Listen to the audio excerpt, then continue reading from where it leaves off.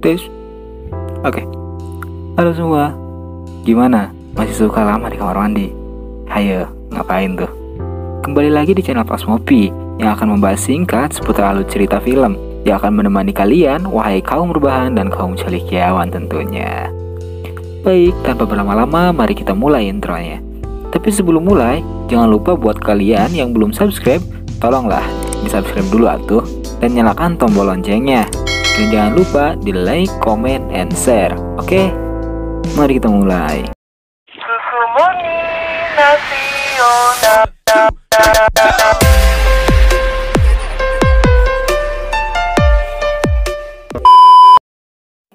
Nah, di video kali ini saya akan membahas alur cerita film dari Korea lagi nih. Film ini yang berjudul Moebius yang dirilis pada tanggal 3 September 2013. Di film ini menceritakan satu keluarga yang disfungsional dan tanpa nama. Dan di film ini juga hampir tidak ada satu kata pun yang terdengar dari mulut mereka. Dan yang terdengar hanyalah rintihan, tangisan, dan desahan tentunya. Film ini juga sangat sadis sekali. Dari mulai pengebirian, penyiksaan, dan pemerkosaan ada semua di sini pokoknya. Baiklah, tanpa berlama-lama, mari kita mulai ke alur ceritanya. Cecedot. Di awal cerita dilihatkan sesosok keluarga yang tanpa nama, yang terdiri dari ibu, bapak, dan satu orang anak. Di situ mereka lagi pada makan, namun si ayah menerima telepon dari selingkuhannya. Sampai akhirnya istrinya pun merebut telepon tersebut darinya. Lalu mereka pun bergulat dan ditonton oleh sang anak. Namun sang anak terlihat biasa saja melihatnya sambil memakan roti. Lalu saya pun pergi menangkan si penjaga warung, yaitu selingkuhannya tersebut. Nah, asal kalian tahu nih ya, istri yang tadi sama si selingkuhannya ini diperankan oleh orang yang sama. Oke, lanjut. Lalu mereka pun makan dan melakukan ritual bercocok tanam. Namun si anak dan istrinya pun mengetahui hal tersebut. Lalu istrinya pun memberikan peringatan kepada selingkuhan suaminya tersebut dengan memecahkan kaca toko si tante tersebut. Karena istrinya pun kesel, kehel, dan frustasi melihat suaminya selingkuh terus, akhirnya ia memutuskan untuk memotong titik suaminya. Namun gagal karena suaminya keburu bangun dan ia diusir keluar dari kamarnya. Lalu karena kesal, ia pun pergi ke kamar anaknya dan memotong titik anaknya. Anjir ngilu si asli. Dan dia pun memakan titiknya tersebut. Anjing, sebeleng. Lalu si ayah pun membawanya ke rumah sakit. Karena menyesal dan frustasi, si ibu pun pergi dari rumah dan melihat orang yang sedang beribadah. Lalu ia pun mengikutinya entah kemana. Si anak pun kesal campur sedih karena titiknya sudah hilang ditelan emaknya. Dan si bapaknya pun terlihat sangat menyesal sekali dan berniat untuk menembak titiknya tersebut, namun tidak jadi. Esoknya, si anak pun pergi ke sekolah dan diantar oleh bapaknya. Pas lagi kencing, teman sekelasnya pun mengetahuinya bahwa dia tidak mempunyai titik lagi. Sepulang sekolah, mereka pun membulinya. Tapi si ayah tak tega melihat itu semua. Sampai akhirnya ia rela dipukulin teman satu kelas anaknya. Keesokan harinya, anaknya pun tidak pergi ke sekolah karena malu. Tapi ia malah pergi ke tempat si tante penjaga toko selingkuhan ayahnya tersebut.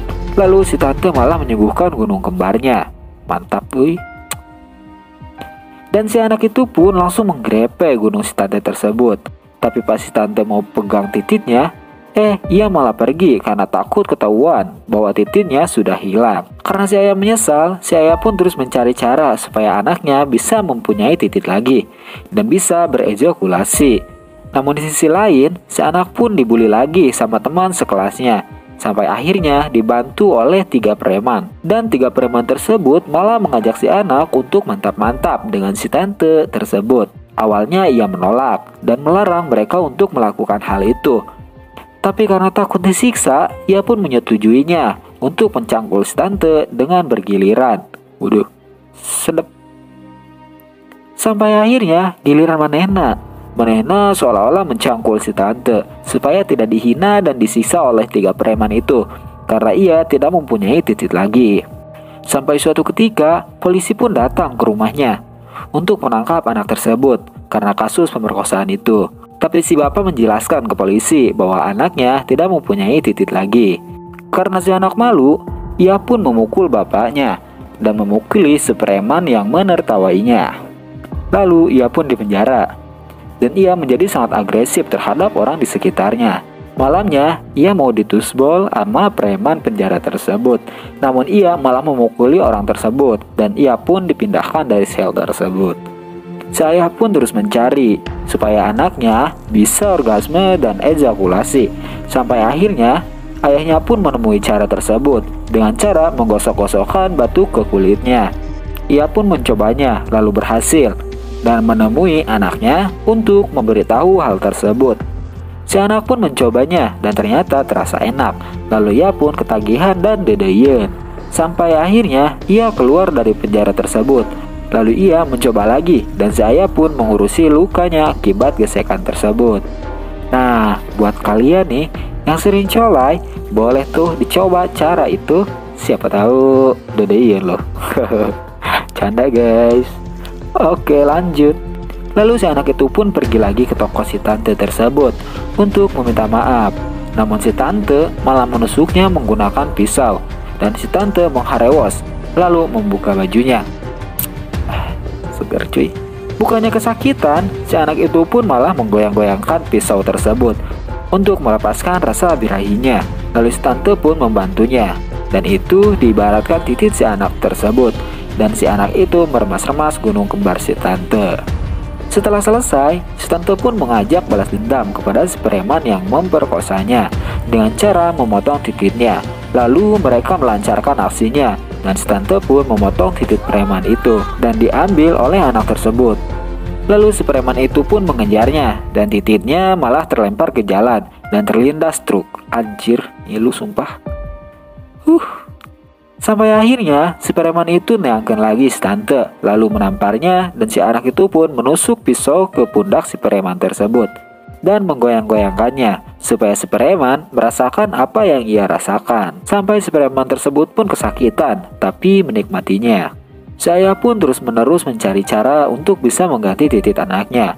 Sampai akhirnya ia menemukan dokter yang bisa menyambungkan titik, dan ia merelakan titiknya untuk anaknya tersebut. Namun saat titiknya dites, tidak ada reaksi apapun dari titik tersebut, dan dicoba ke si tante pun hasilnya sama. Sampai suatu malam, ibunya pun pulang dan sangat lemas sekali. Di situ, ibunya pun merasa menyesal atas kehilangan titik anaknya. Namun pas si anak tidur, si ibu pun mengelus-ngelus anaknya yang sedang tidur tersebut. Tapi titik si anak itu malah terbangun saat melihat ibunya. Ibunya pun heran.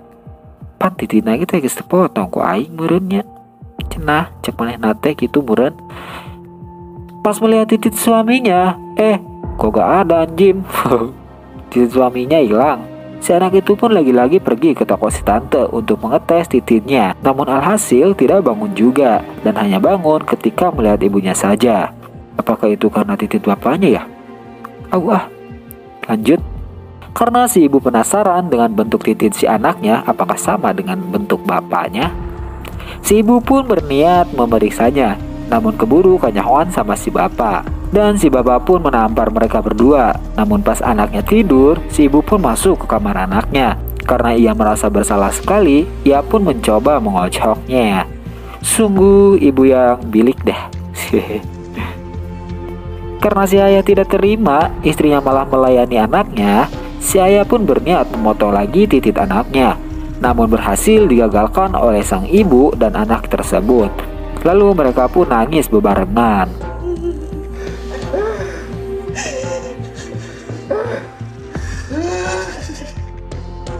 Si preman tadi pun balik lagi ke warung si tante karena ketagihan dengan cara tersebut.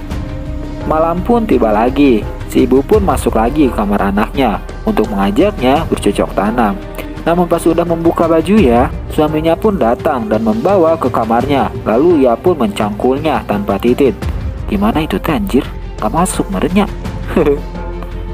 Karena si ibu pun kesal, karena kurang puas ia pun berontak. Sampai akhirnya si ayahnya pun kelewat kesal dan menembak istrinya dan menembak dirinya juga. Lalu pas si anak terbangun dari tidurnya karena mimpi basah dengan ibunya, ia pun keluar dari kamarnya dan melihat orang tuanya sudah tergeletak mati. Karena ia tak tega melihat orang tuanya mati cuma gara-gara titit, Ia pun menembak titiknya tersebut. Nah, di akhir film diperlihatkan orang yang tadi berdoa. Dan ternyata orang itu adalah orang yang sama dengan anak tersebut. Dan filmnya pun tamat. Nah, udah gitu doang filmnya. Tanpa kata-kata apapun selain desahan, rintihan, dan tangisan. Filmnya lumayan membuat perut saya seul sih, karena melihat titiknya yang dipotong-potong gitu anjir. Gimana filmnya menurut kalian? Seru gak? Atau pelajaran apa yang bisa diambil dari film ini? Tulis aja di kolom komentar ya. Oke, hatur thank you and hampuratusnya ya kalau pembawaan atau ringkasan filmnya kurang bagus. Dan jangan lupa buat yang belum subscribe, tolonglah di subscribe dulu dan nyalakan tombol notifikasinya supaya kalian tidak ketinggalan kalau saya upload video baru lagi. Dan kalau kalian punya rekomendasi film keren atau film favorit kalian yang mau dibahas di channel ini, tulis aja di kolom komentar, oke?